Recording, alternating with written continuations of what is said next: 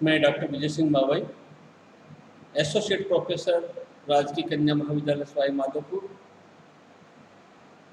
आज BA part second के प्रश्न पत्र सेकंड के अंतर्गत समाविष्ट तराइन का प्रथम युद्ध के बारे में अध्ययन करेंगे। तराइन का युद्ध अथवा तरावड़ी का युद्ध 1191 में हुआ था। युद्धों की एक ऐसी श्रृंखला है जिसने पूरे उत्तर भारत के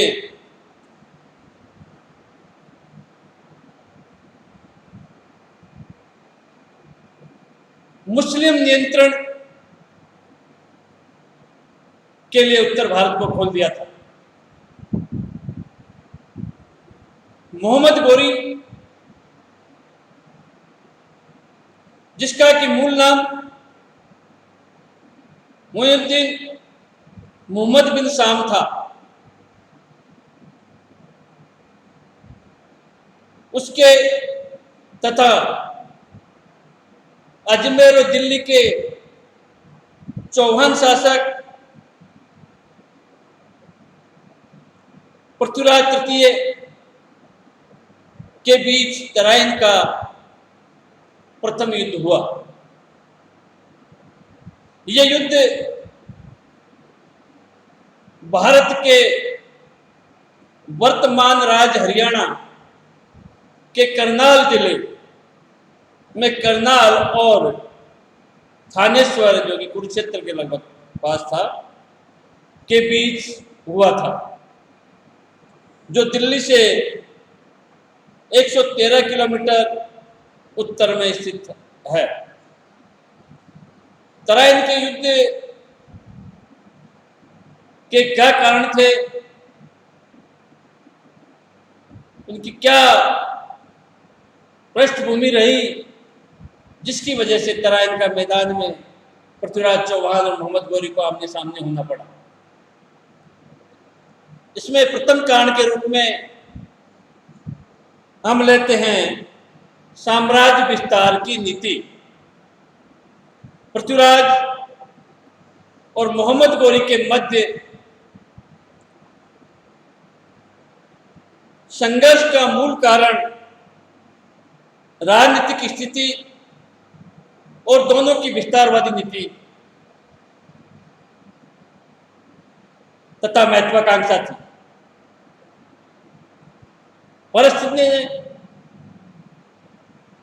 परिस्थिति ने दोनों नवोदित शक्तियों की सीमाओं को एक दूसरे के समीप ला दिया था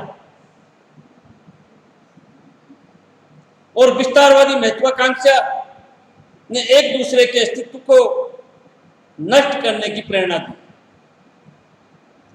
द्वितीय कारण के रूप में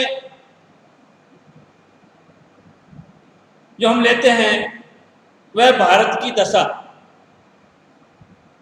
भारत एक और धनाढ़ देश था, तो दूसरी ओर राजनीतिक फूट और वैमनस्य का शिकार भी था। जयचंद पृथ्वीराज के पतन का आकांक्षी था और मंडोर का राजा भी पृथ्वीराज को नीचा दिखाना चाहता था,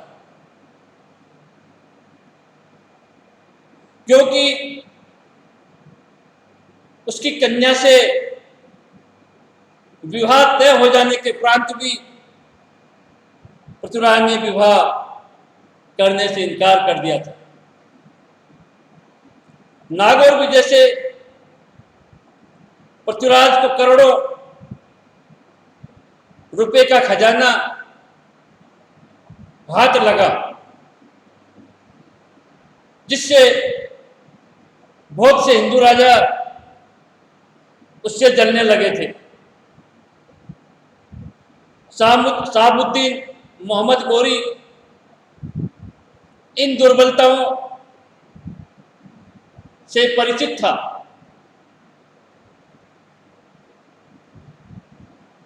और भारत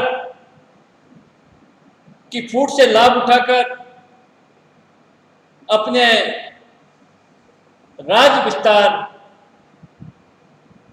में सबसे अधिक बाधक पृथ्वीराज को धराशायी करना चाहता था। तृतीय कारण के रूप में पुरानी शत्रुता को लेते हैं। राजपूतों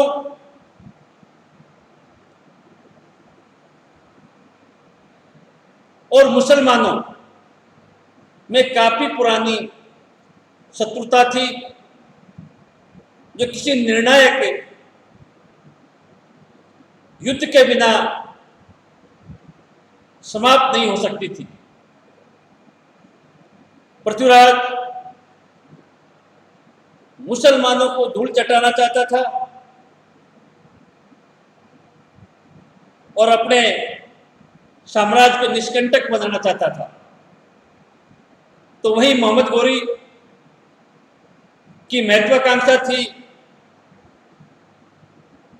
कि पृथ्वीराज को मार्ग से हटाकर अपने साम्राज्य को हिंदुस्तान में स्थापित किया जाए।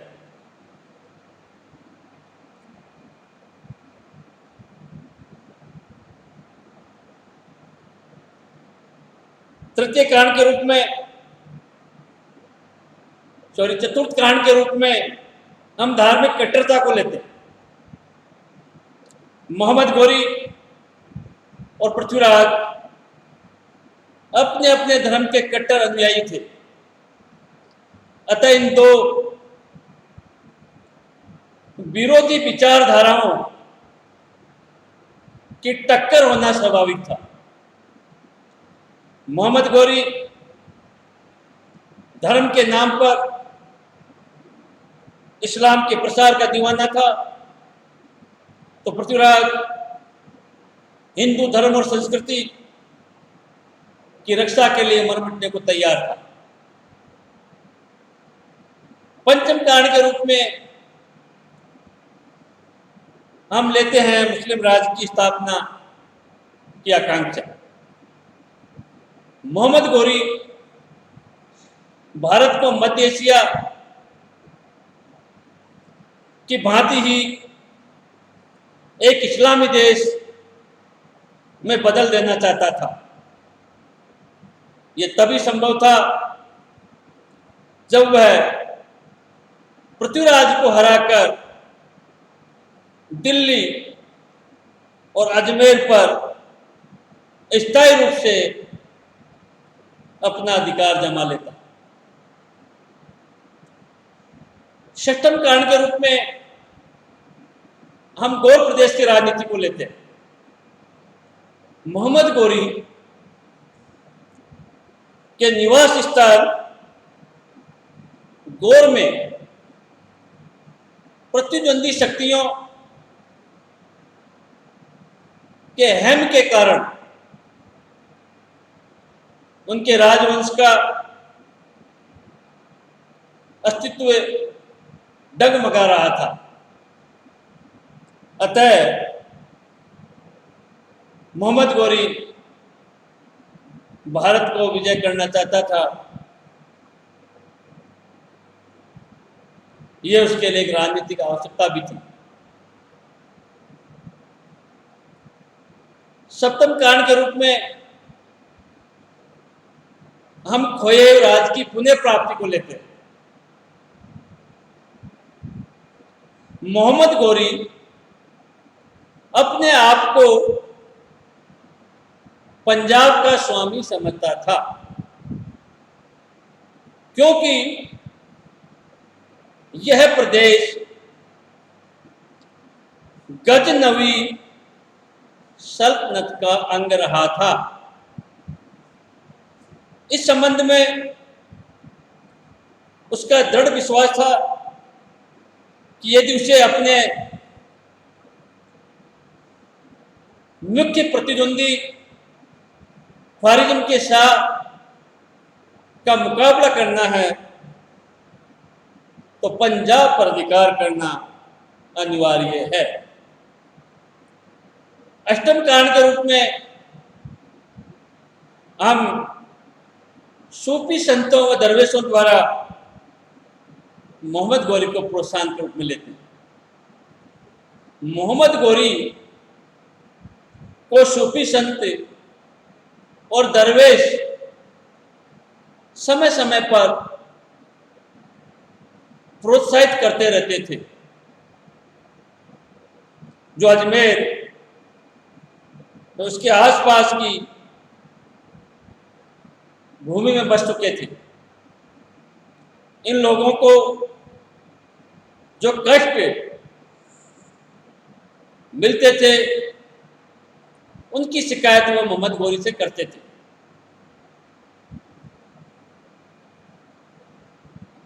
नेक्स्ट, नौम कारण के रूप में हम पृथ्वीराज की भूल को लेते हैं। पृथ्वीराज हिंदुस्तान का एक महत्वपूर्ण और शक्तिशाली शासक था। उसे कूटनीति का सहारा लेते हुए अपने पड़ोसी राज्यों से एक अच्छे संबंध बनाने चाहिए थे। जब गुजरात पर मोहम्मद गौरी ने आक्रमण किया और गुजरात नरेश ने उनसे सहायता की अपेक्षा की तो उस समय मोहम्मद गौरी तटस्थ रहा और उन्होंने गुजरात नरेश की सहायता नहीं की, जिसका कालांतर में जाकर पृथ्वीराज चौहान को बहुत खामियाजा उठाना पड़ा। तो ये भूल भी पृथ्वीराज के लिए बहुत बड़ी कुर्बानी देने जैसी थी। इसके अलावा मुसलमानों का संरक्षण, नेक्स्ट 10 पॉइंट के रूप में हम लेते हैं। मुस्लिम ये चाहते थे कि भारत पर मोहम्मद गौरी का शासन स्थापित हो जाए, तो उनके लिए भविष्य की एक रूपरेखा तैयार करें। तो इस प्रकार की जो अपेक्षाएं थी उन सबको देखते हुए पृथ्वीराज चौहान के खिलाफ, जो कि एक सशक्त मजबूत शासक था, उसको हराना मोहम्मद गौरी के लिए बहुत जरूरी था। नेक्स्ट, जयचंद का जो षड्यंत्र है, तो जयचंद नहीं चाहता था कि पृथ्वीराज चौहान एक सशक्त रूप से भारत पर स्थापित हो, उसे कमजोर करना चाहता था और इसी दिशा में वो कार्य करता था, जिसकी वजह से भी यह युद्ध हुआ। तो तराइन के प्रथम युद्ध में मोहम्मद गौरी और पृथ्वीराज चौहान के बीच जो संघर्ष हुआ उसमें मोहम्मद गौरी पूरी तरह पराजित हुआ और वह किसी न किसी प्रकार से अपनी रक्षा करते हुए युद्ध मैदान से भाग गया। इस विजय से पृथ्वीराज चौहान बड़ा प्रफुल्लित हुआ और उन्होंने आगे की कार्रवाई किए बिना ही आमोद प्रमोद में डूब गया। इन तराइन के प्रथम युद्ध में मोहम्मद गौरी बुरी तरह पराजित हुआ। Thank you.